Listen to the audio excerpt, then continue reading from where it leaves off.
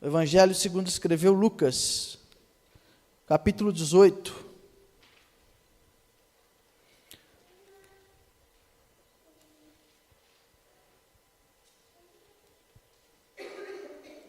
Versículo 18, eu estou aqui na NAA.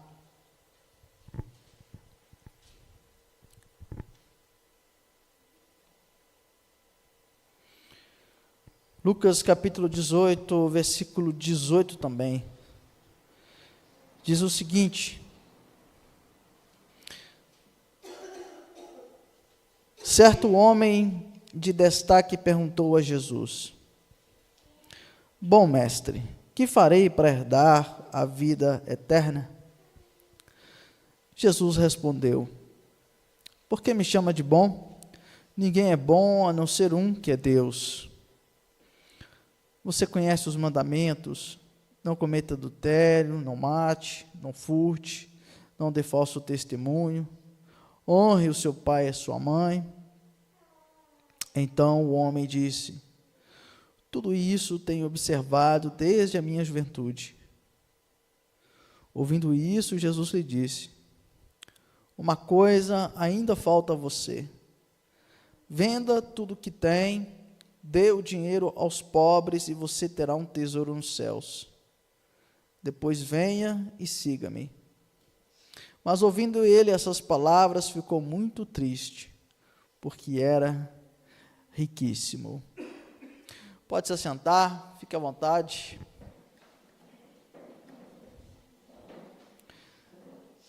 Meus amados, essa é uma história muito interessante, que é relatada pelos 4 evangelistas, Mateus, pelos 3, na verdade, Mateus, Marcos e o evangelista Lucas. E com base nessa história, eu quero dar um título para essa ministração, que é o quase perfeito. Quase perfeito. Como vimos aqui nessa história, chega um homem. Um dos outros evangelistas chega a dizer que ele era um jovem. Ele chega perto de Jesus com uma pergunta muito interessante. A pergunta mais certa que alguém podia fazer na vida. Ele faz essa pergunta. Às vezes as pessoas fazem perguntas assim, que não tem muito sentido. Mas esse jovem, ele é um homem, além de rico, né, conforme a Bíblia diz, ele é uma pessoa muito inteligente, muito preocupado com a sua situação diante de Deus.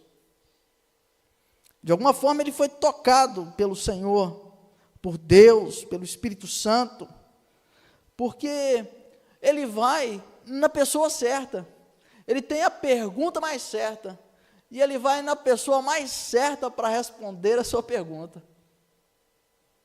E ele chega, então, diante de Jesus, com esta questão, que é a questão mais importante da vida de qualquer pessoa.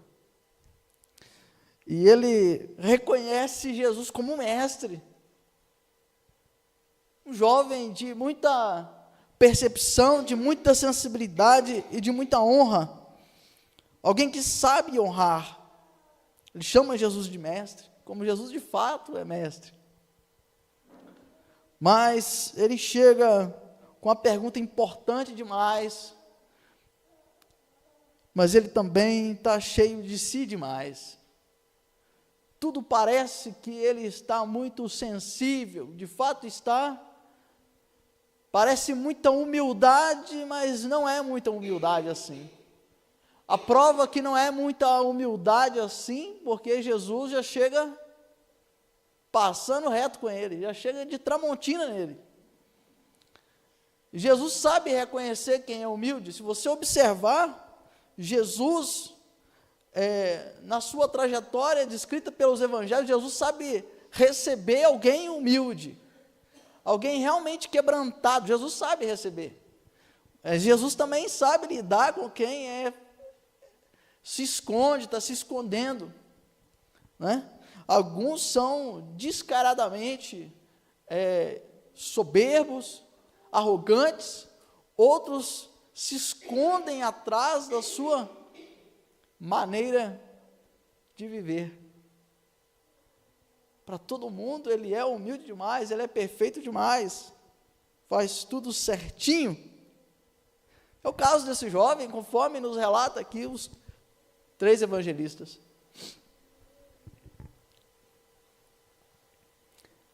A pergunta dele é sobre vida eterna.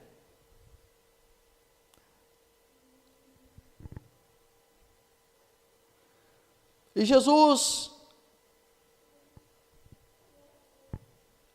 começa a quebrar o seu orgulho, dizendo para ele que só tem um que é bom, que é Deus, embora Jesus de fato é bom. Não é interessante? Jesus é bom, é ou não é bom? Jesus é bom, ele é a expressão exata do ser de Deus, então ele é bom. Se ele diz que Deus é bom, Jesus é bom. Mas a questão não é se Jesus é bom. É que esse que chega perto de Jesus, no seu íntimo, ele não está interessado na pessoa de Jesus. Ele é um bajulador. Ele é um bajulador, ele não é sincero nas suas colocações a respeito de Jesus. Ele não está falando a mentira, mas no seu íntimo, ele é um bajulador. E aí Jesus então, sabe conversar com ele, e Jesus então expõe o seu íntimo. Claramente, Jesus expõe, Jesus o deixa certamente surpreso com essa resposta. Mas Jesus continua, e Jesus então começa a lidar com ele a partir daquilo, da sua maneira de viver, daquilo que ele conhecia desde criança. E Jesus começa com ele: olha só, de tudo que você aprendeu durante a sua vida, vamos lá, você conhece os mandamentos? Ele conhece todos, de letra, pratica certinho, tudo que foi ensinado para ele, que poderia levá-lo à salvação, ele está 100%, não tem falta com nada. E ele é cuidadoso, sistemático, faz questão de dizer que faz desde a infância, orgulhoso. Percebeu? Faço tudo isso desde que eu era pequenininho. Perfeito, ou melhor, quase perfeito. Faz tudo certinho, tudo segundo manda o figurino.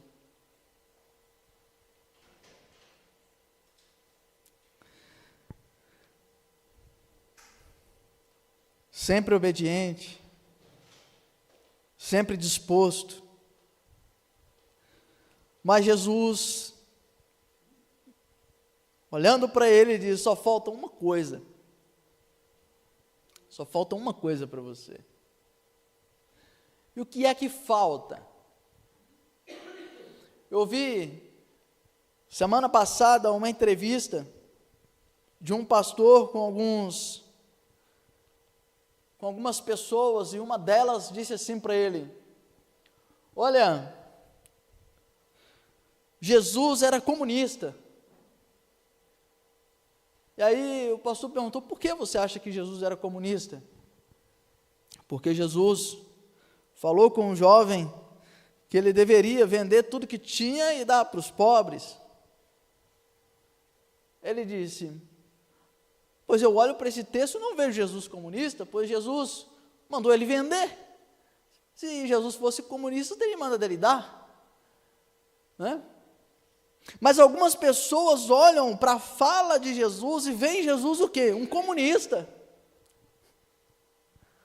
Outros já veem Jesus o quê? Não um comunista, mas um capitalista.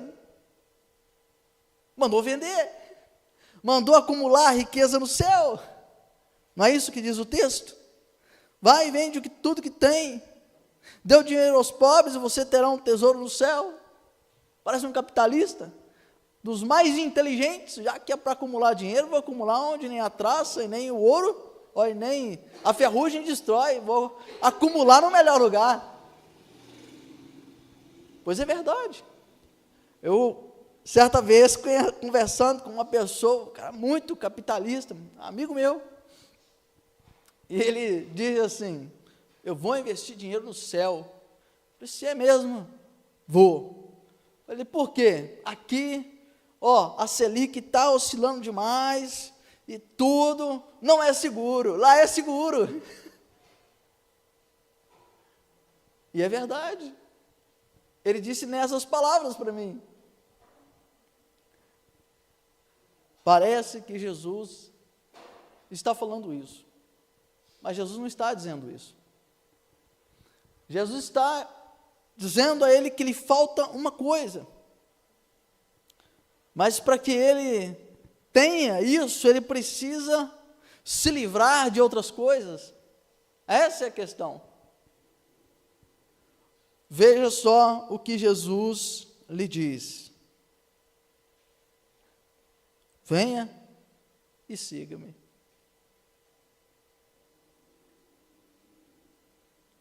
Ele estava acostumado a negociar, era rico, ele estava acostumado a lidar com dinheiro, ele estava acostumado a lidar,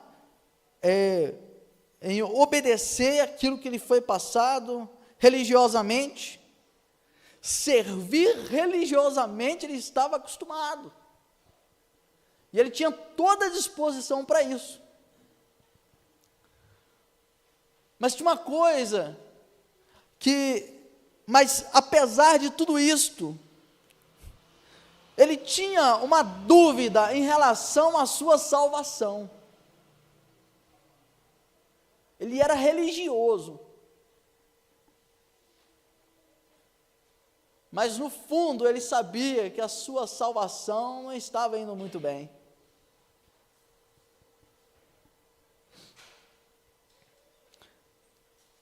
E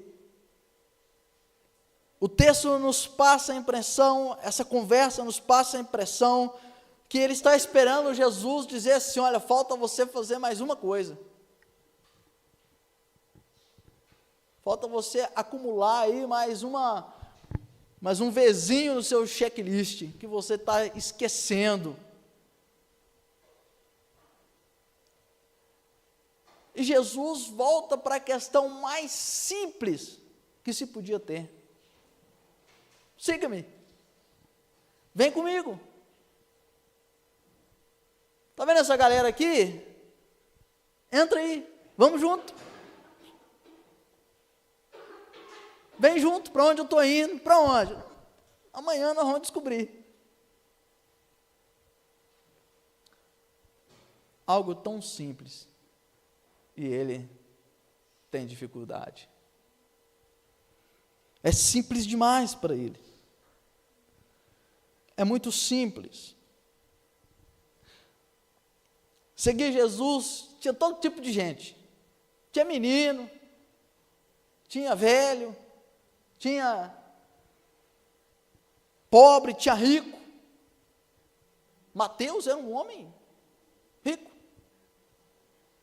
Tinha gente mais rica que Mateus. Tinha lá aquele pequenininho, né? Como é que é o nome dele? O Zaqueu. O Zaqueu era o chefe do Mateus. Está lá na Bíblia. Se o Mateus era rico, imagina o chefe deles, dos publicanos, dos cobradores de impostos. Não é verdade? Tinha gente rica. Tinha gente que tinha sido leproso. Tinha gente que tinha sido cego. Conforme Marcos nos relata, aquele jovem na entrada de Jericó, quando ele é curado, ele vai seguindo Jesus. Tinha um misto de gente, como diz aí no nosso linguajar, né, popular. Tinha gente de todo tipo, né? Todo mundo junto e misturado. E meus amados, aqui nós precisamos observar algumas coisas. A primeira coisa que nós precisamos observar em relação a essa história esse relato.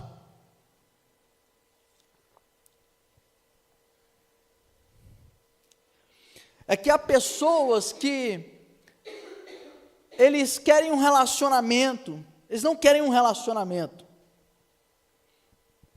Eles querem viver uma vida de fazer coisas para receber em troca.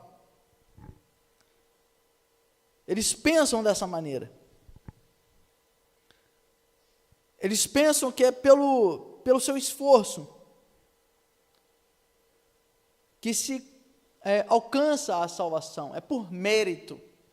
É como né, no sistema capitalista, é por mérito. Você estudou, você trabalhou, você alcançou. Ele pensa que é por mérito. Então, na mente dele, a vida eterna é um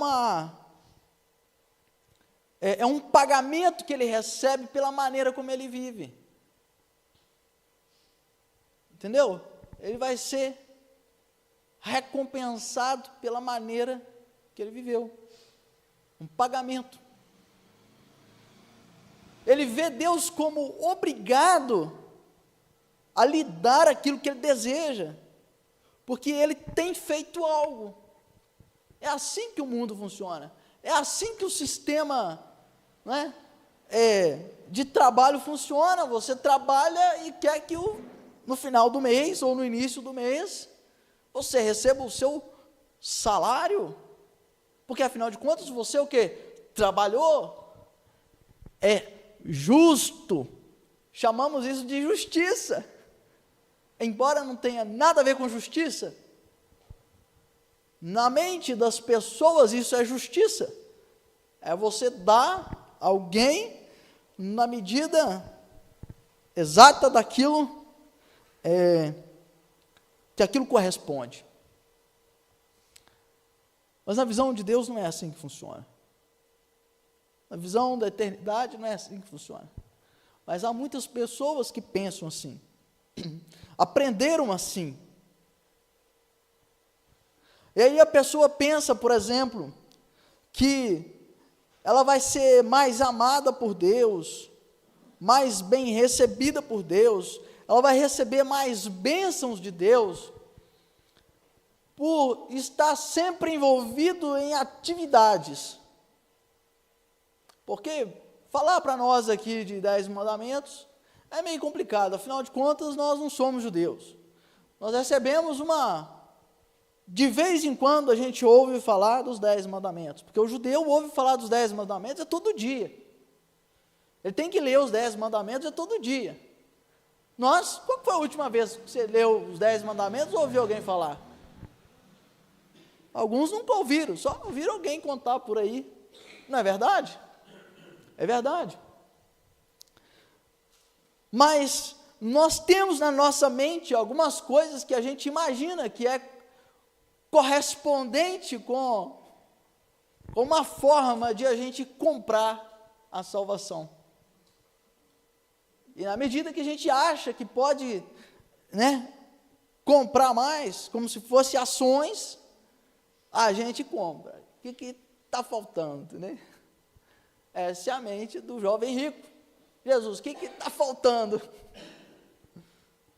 Já fiz um monte de coisa. Esses aí o senhor não precisa falar não, porque esses daí já está tudo certinho. Então a gente quer comprar a salvação.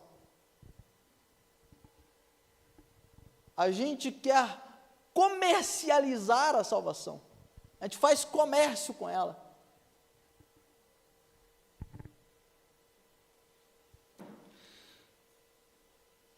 Parece tranquilo, uma coisa simples, amado, mas não é não.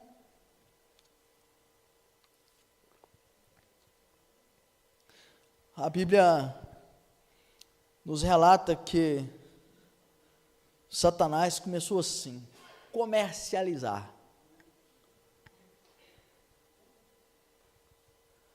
O que é comercializar? É tirar benefícios a partir daquilo que se tem. Isso é comércio. Comércio não é necessariamente vender em dinheiro, mas comércio é você pegar aquilo que está nas suas mãos e querer tirar benefício, tirar proveito. Isso é comércio. E alguém só pode comercializar aquilo que recebeu de graça. Você só pode comercializar o que você recebeu de graça. Você quer ver um negócio? Eu só posso comercializar porque eu respiro. E eu não comprei oxigênio. Eu não comprei um cartão que me dá o direito de ter sido gerado no ventre da minha mãe.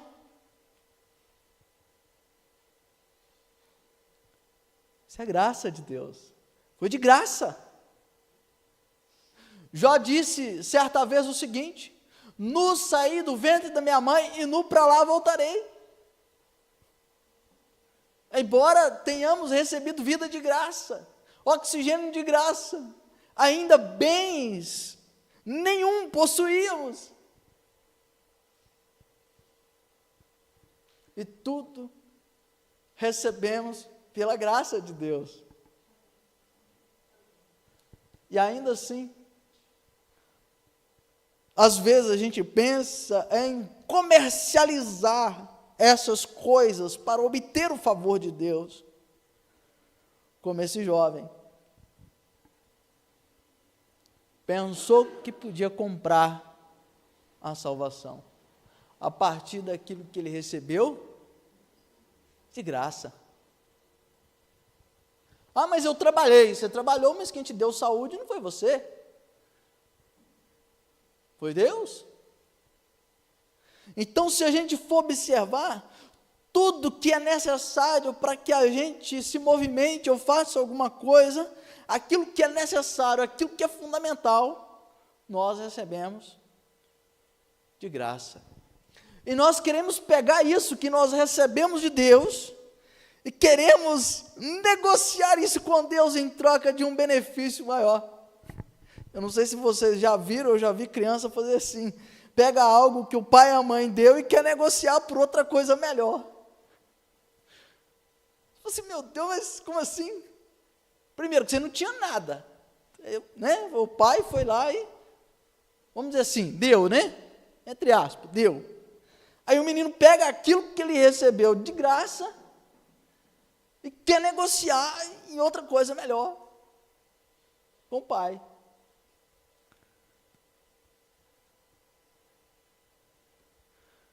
Assim foi com Satanás. Pegou aquilo que Deus havia dado a ele, os dons que Deus havia dado a ele, e queria negociar com Deus para ter outros benefícios. Ou seja, quem vive dessa maneira, vive exatamente como Satanás vive. Negociando com Deus. Eles fazem negócio. São bons em fazer negócio.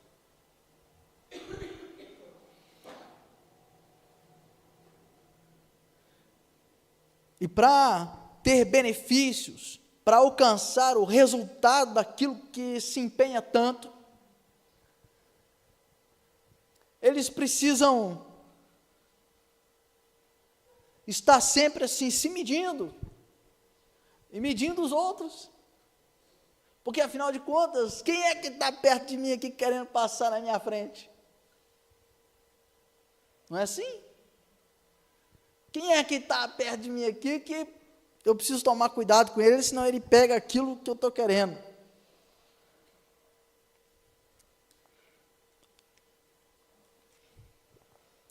Ele faz assim. Então ele vive religiosamente. Este é o maior mal do universo. Não tem mal pior do que este. não é praticado só por pessoas, como eu disse, foi praticado pelo próprio Satanás.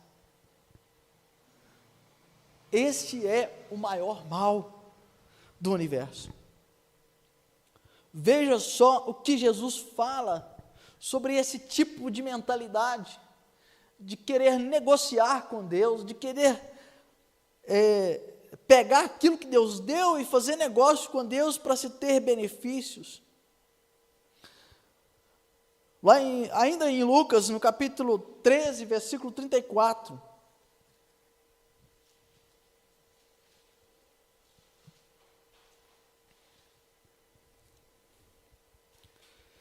Jesus está entrando em Jerusalém, e ele faz esta declaração: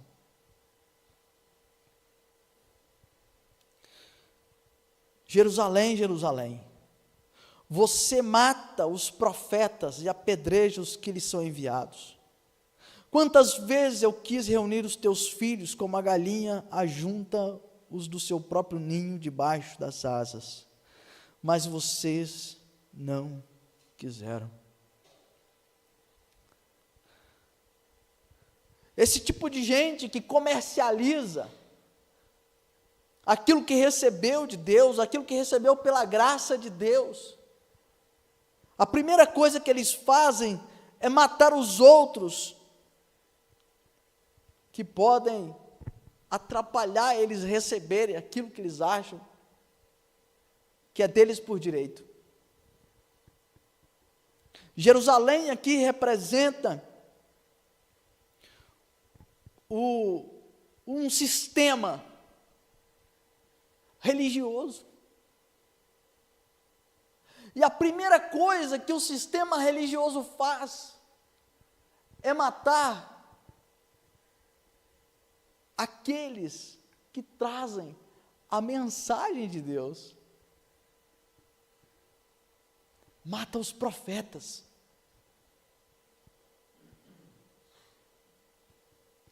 Deus tem falado, mas a sua voz não tem sido ouvida em muitos lugares, porque o sistema religioso tem matado a voz daqueles que trazem a mensagem de Deus. Ela mata os profetas. Quantas pessoas eu conheço que receberam dons da parte de Deus, diversos tipos de dons, estão vivendo como se não os tivessem recebido. Gente que foi chamado para o ministério pastoral, gente que foi chamado para socorrer os outros,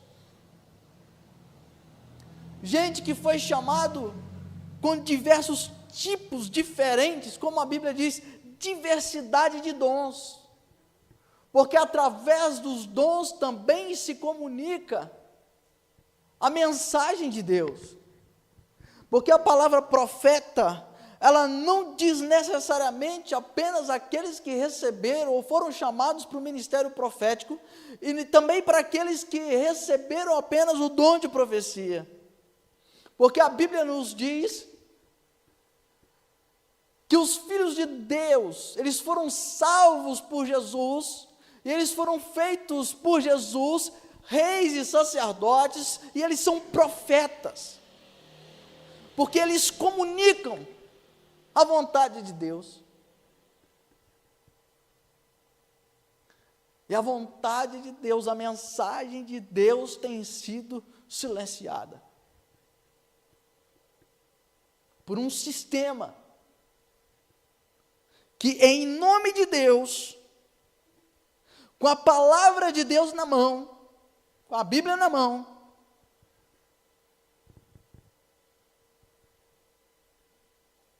eles pensam que podem comprar o dom de Deus. E por isso eles matam os profetas. E por que matam profetas? Matam também os profetas, porque aqueles que trazem a mensagem de Deus, Eles trazem uma mensagem de Deus. Então eles precisam ser mortos. Eles precisam ser silenciados. Eles precisam ser comprados, como Balaão. Antes de darem voz à mensagem de Deus.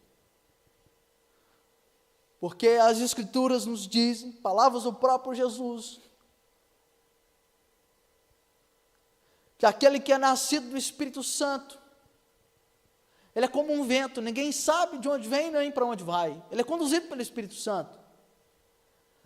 E aqueles que têm a mensagem de Deus, os profetas, você não pode controlá-los, eles não podem ficar debaixo do cabresto, eles precisam ser silenciados,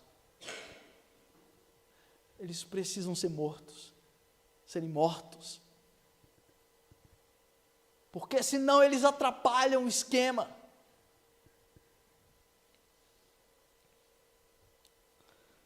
E esta forma de viver e de se pensar, ela é contrária à maneira como Jesus vive, como Deus vive na eternidade, e como Ele vive na terra. Então, uma coisa é excludente à outra, não dá para se viver de duas maneiras, não dá para fazer média entre elas, não dá. É impossível. Esse é o dilema que está sendo demonstrado nesse fato. O problema desse jovem não é o dinheiro, não é se ter dinheiro. Como eu já disse, havia gente rica que seguia Jesus, discípulo de Jesus, apóstolo de Jesus. Barnabé era um homem riquíssimo, conforme nos diz as Escrituras.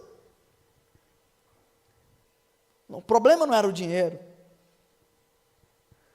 A gente pode até dizer que o problema era o apego ao dinheiro, mas o apego ao dinheiro nada mais é do que alguém que vive pensando em comprar, e alguém que vive comercializando a graça de Deus. Ele acha que pode comercializar. Então a mente dele é negócios. É assim que Jerusalém representa. Se você observar esse último texto que acabamos de ler, Herodes pede para Jesus sair da cidade, porque já estava atrapalhando os seus negócios. E aí os fariseus vão até Jesus e dizem: o senhor precisa sair da cidade, porque Herodes já quer matar o senhor, porque o senhor já está atrapalhando os esquemas dele.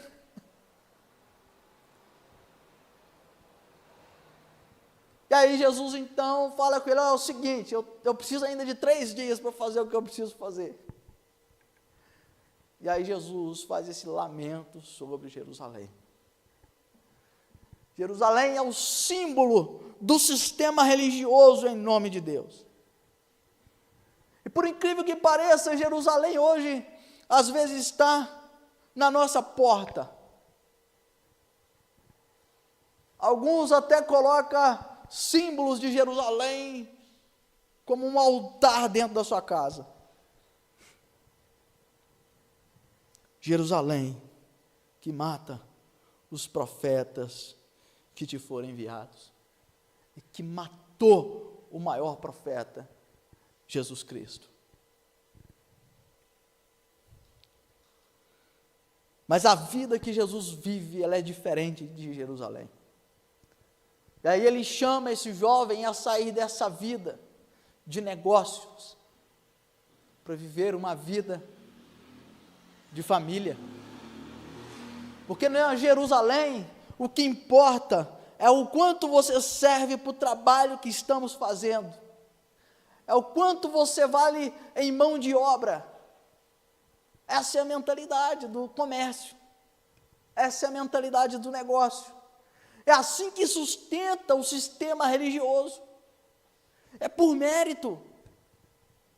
Pode observar todas as religiões do mundo, as pessoas vão mudando de fase e alcançando novos níveis de liderança e de autoridade a partir do seu mérito.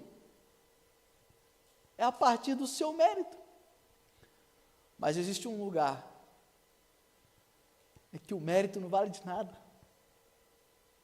Existe um lugar, um ambiente, em que todos têm o mesmo valor.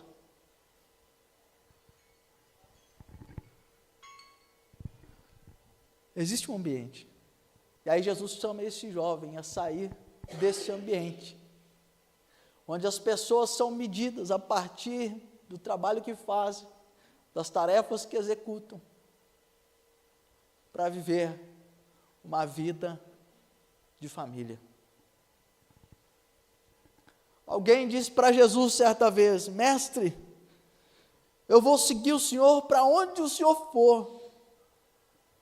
Aí Jesus lhe diz assim: olha, os passarinhos têm ninhos, as raposas têm as covas para se esconderem, mas o Filho do Homem não tem onde repousar a sua cabeça. Tem certeza que você quer ir com ele?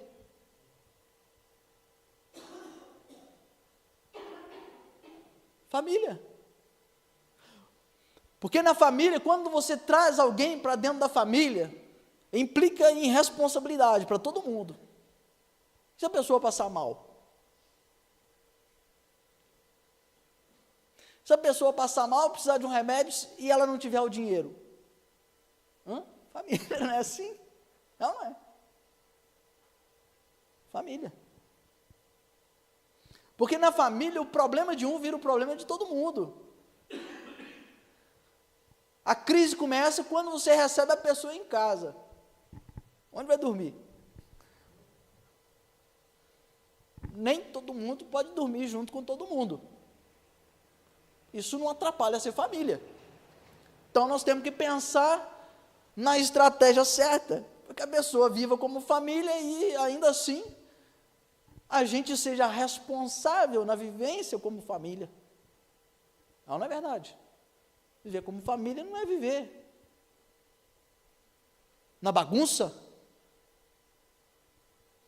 A pessoa entra para dentro de casa, casa tem responsabilidades, tem que manter a ordem da casa, tem horários. Não é porque a pessoa entrou dentro de casa que ela pode dormir na hora que quer, acordar na hora que quer, ligar a televisão na hora que quer. As coisas têm ordem.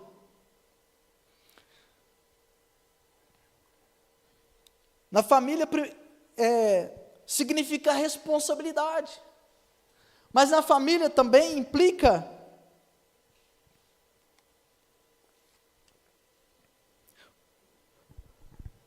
confiança, certos níveis de confiança, mas implica confiança. Família, ela implica que se alguém chorar, você vai ter alguém para poder dar o ombro.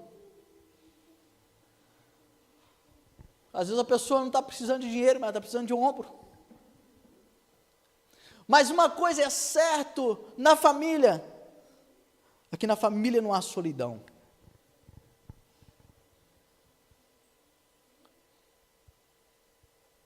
Na família não tem solidão. Essa é a maior revelação a respeito da família, que na família não é um lugar de solitários.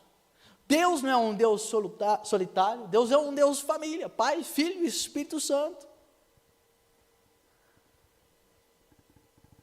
E Jesus revelou como o Pai vive vivendo como família. Onde nem o único lugar que ele estava solitário, na sepultura.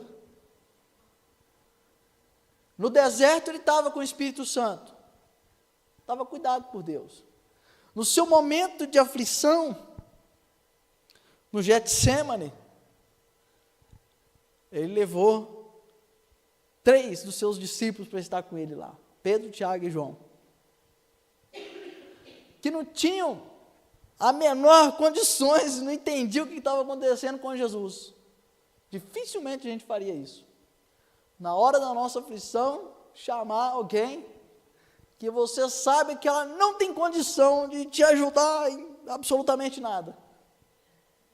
Mas de chamar só porque você conta e porque a pessoa faz parte da família, para um dia ela se lembrar o seguinte: eu realmente faço parte da família. Jesus, no seu momento de maior crise, chamou lá Pedro, Tiago e João. E Jesus confiou neles. E Jesus os levou a sério. Gente que, se você for ver na Bíblia, era complicada. Eu me perguntaria se não, eu não chamaria esses não. Esses eu não chamaria não. Mas Jesus chamou. E Jesus não chamou só, Jesus chamou 3. Porque no sistema religioso de comércio, as pessoas vivem solitárias. Elas estão em grupo, mas procurando oportunidade para poder se beneficiar de alguém. É assim que funciona. Mas na família não é assim.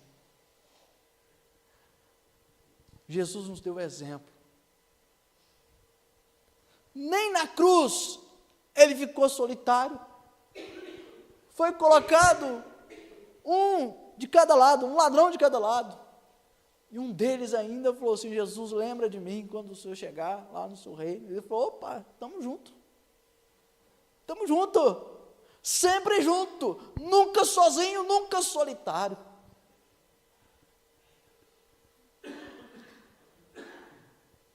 E às vezes, amados, nós não compreendemos essa verdade. E aí a gente pensa que o reino de Deus é um lugar de solitário. Quando Jesus estava deixando essa terra, ele falou com os discípulos que primeiro eles precisavam aprender a viver como família. Para receber o Espírito Santo não fazia sentido se eles não aprendessem a viver como uma família. Para que então eles fossem desligados dessa mentalidade de viver, porque ainda com Jesus eles ficavam assim. Certa vez a mãe de 2 chegou para Jesus e falou assim: Jesus, o senhor podia já garantir aqui o lugar de uma à sua direita e o lugar do outro à sua esquerda lá em cima. Era assim, amados. Eles ainda não tinham sido libertos dessa mentalidade. Parece demais com a gente. É quase um retrato da gente. Não um sozinho, mas todos eles juntos. Esse, acho que tem né? Acho que estou começando a me compreender agora quando eu olho os defeitos de todo mundo lá. As dificuldades de todo mundo. Mas Jesus falou assim com ele: fiquem lá em Jerusalém, até que do alto vocês recebam o Espírito Santo. Porque esse lugar que um dia foi lugar de silenciar profetas, Jesus estava garantindo que ali ia começar um modelo de família. Porque lá ainda é hoje o lugar onde todos olham para lá como um sinal da religião. Mas lá sairia o símbolo. Aquele lugar seria o símbolo não da religião, mas da família de Deus. Então eles precisavam aprender a viver em família. E se você observar logo para frente, o relato de Lucas, lá em Atos, vai nos dizer que eles viviam juntos todos os dias como uma só família. Meus queridos, como é que você tem vivido? Como eu tenho vivido? Solitário. A solidão, ela vai refletir exatamente na maneira como eu vejo o reino de Deus. Se eu sou uma pessoa solitária, eu preciso viver em família. Uma das promessas de Deus é que o solitário, Ele lhes daria família.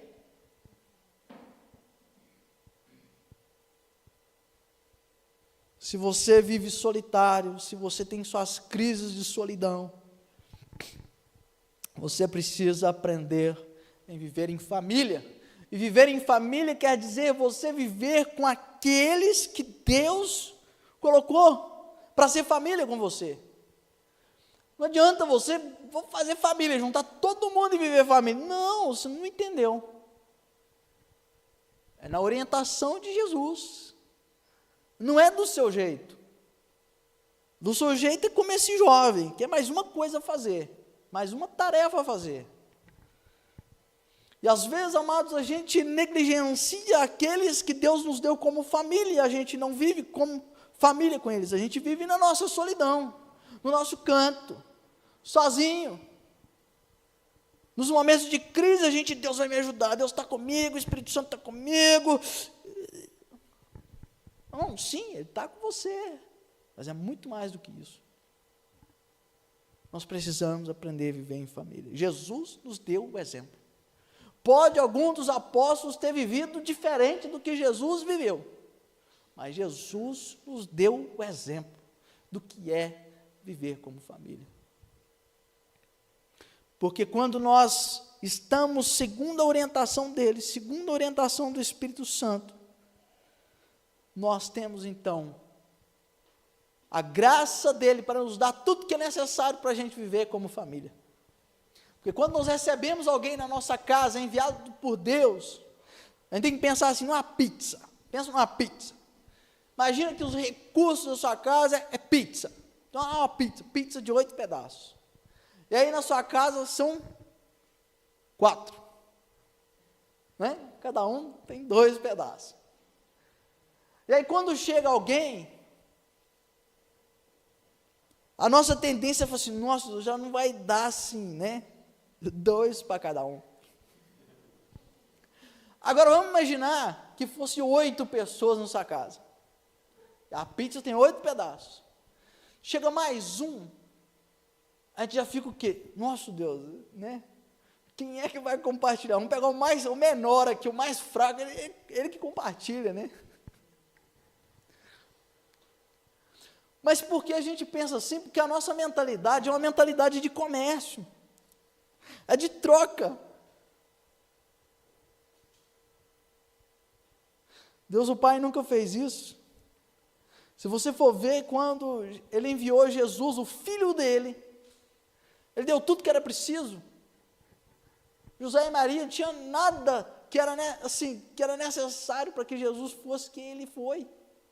Ele foi dando estratégia, falando, não, pega o menino aqui, agora leva lá para o Egito. Pega o menino, tira do Egito, volta lá, vai lá para a Galileia. E tal. E ele foi dando recurso, foi dando orientação, foi dando tudo que é necessário. Então nós temos que pensar o seguinte: quando Deus manda alguém, Ele aumenta a pizza.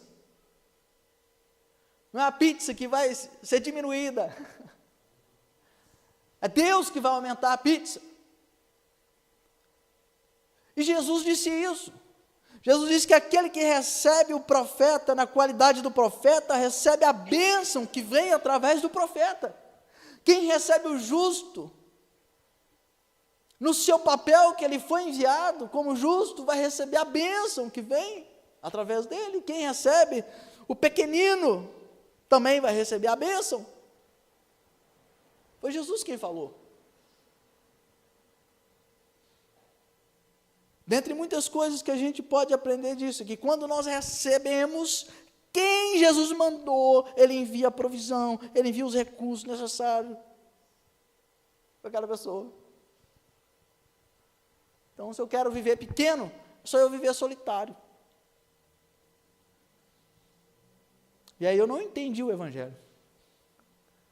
Mas quando eu começo a observar, Senhor, quem o Senhor enviou para mim? Quem que é o líder que o Senhor me deu? Quem que é o discípulo que o Senhor me deu? Quem que é a pessoa que o Senhor quer que eu traga para perto, para cuidar, para orientar, para ser um ombro? Quem que é essa pessoa? Quem é, Senhor? Então, quando eu começo a viver assim, porque Deus não é aquele tipo de pai que manda o seu filho e manda assim, ó, só o que ele vai comer.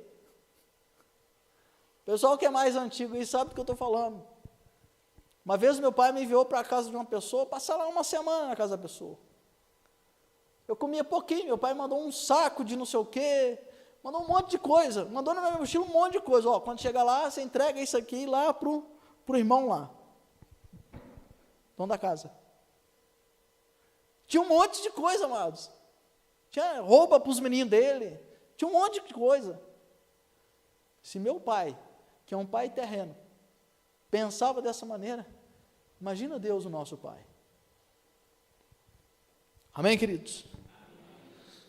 Então, que o Espírito do Senhor te ajude e me ajude, para que nós abandonemos a mentalidade de viver religiosa e passamos a olhar uns para os outros e a orar uns pelos outros, para a gente viver como a família que Deus preparou para nós, com discernimento, com sabedoria, para não levar encrenca para dentro de casa e a pizza realmente cair. Se você não tiver problema, pior. Para que Deus seja glorificado e Ele seja conhecido, em nome de Jesus.